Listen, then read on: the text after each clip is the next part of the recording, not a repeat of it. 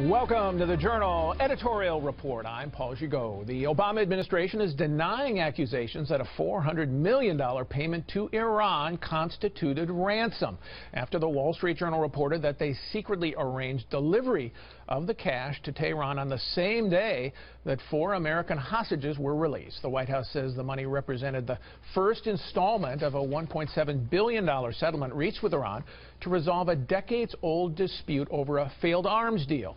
On the campaign trail, Hillary Clinton downplayed the controversy. The White House has addressed this, and I think actually this is kind of old news. It was first reported about 7 or 8 months ago, as I recall.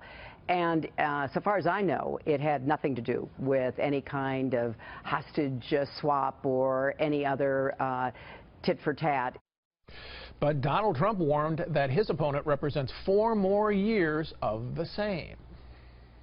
We got our hostages back, and now we find out what we actually paid for the hostages, and it was in cash, which is terrible, because that sets a terrible, terrible precedent. And it's just sickening. And you'll have 4 more years of Obama if you elect Hillary Clinton. Joining the panel this week, Wall Street Journal columnist and deputy editor Dan Henninger and columnist Bret Stephens, Mary Anastasia O'Grady, and Bill McGurn. So, Bret, old news?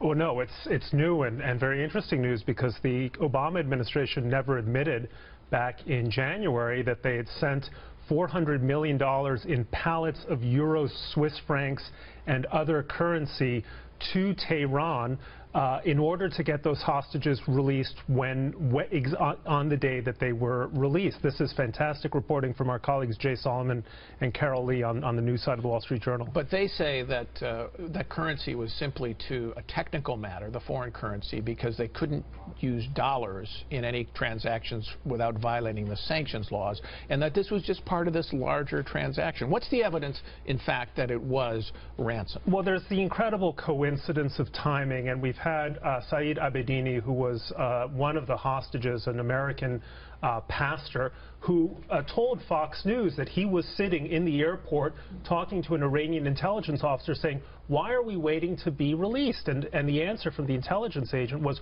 "We're waiting for a plane to arrive." Presumably that plane was the plane with the pallets of cash.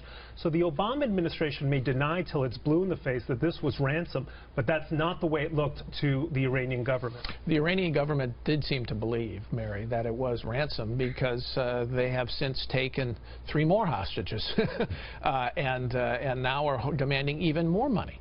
Well, not only that, going back to that moment, the Iranian government, U.S. officials admitted that the Iranian government, even though they were separately negotiating the hostages to the Iran nuclear deal, admitted that Iran wanted some cash in exchange for the hostages. So they could show something tangible. So they could show that. You got to be able to put the money in the middle of the table and say, we got the table, we got it. Exactly. But there's also a pattern here. I mean, if you go back to what happened between the Obama administration and Cuba, we had an American being held by the Cubans, Alan Gross.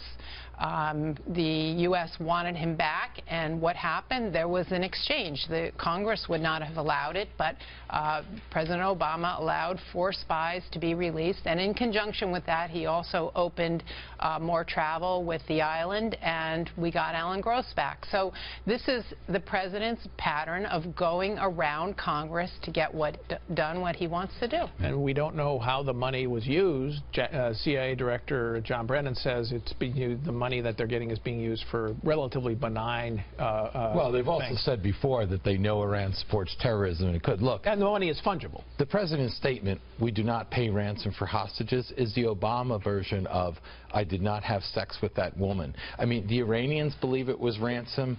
The hostage, at least one hostage, believes it was ransom, and his own Department of Justice seemed to believe that it looked and smelled a lot like ransom. Because they opposed they were warning about it, right? They were warning about it. Although there isn't any sense that this is actually illegal, Brett. No, look, the money was basically money that was held over from a failed 1979 arms deal with the Shah of Iran. So Mike Mukasey, the former Attorney General, pointed out in our pages the other day that no, it's not illegal, but it sets a dreadful precedent because the Iranians have been in the business of taking hostages in exchange for money or political favors since the beginning of the Islamic Republic 38 years ago.